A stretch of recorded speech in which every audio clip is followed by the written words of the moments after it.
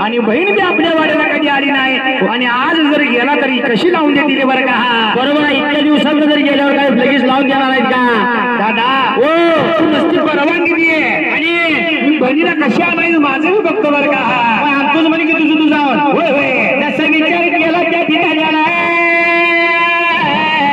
ओढ पडल्या जीवाला शरीर काही झालंय पहिल्यासाठी उभारा. अरे विचार केला म्हणाला त्याच जागी आला त्याच वेळाला.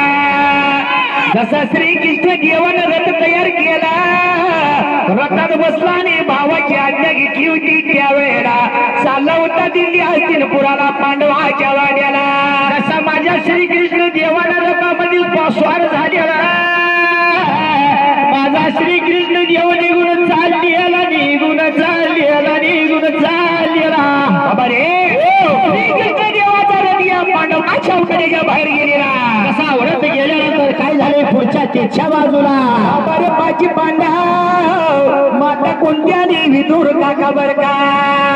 तर काय करत होते? सगळ्यांनी पाहिलं श्रीकृष्णाची स्वारी बऱ्याच दिवसाने कशी काय आली वाड्याला.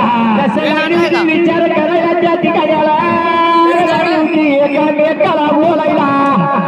आणि काय झाले बघा पुढच्या त्याच्या बाजूला माता कोणती आणि पाची पांडव माझा इदूर काका. श्रीकृष्णाचं स्वागत केलं, पाहून चार झाला येण्याचं कारण सांगा म्हणल्या बरोबर. श्रीकृष्ण म्हणत होता माझी बहीण सुभद्रा दिली अर्जुन गड्याला. लग्न होऊन 12 वर्ष झालेली आणि कधी बहिणीच्या वाड्याला आलो बी नाही. आता 4 दिवसाला दिपोळी आहे, दिपोळीसाठी न्यायला आलोया आणि दिपोळी या सणाला बहिणीला न्यायला आलोय म्हणल्या बरोबर.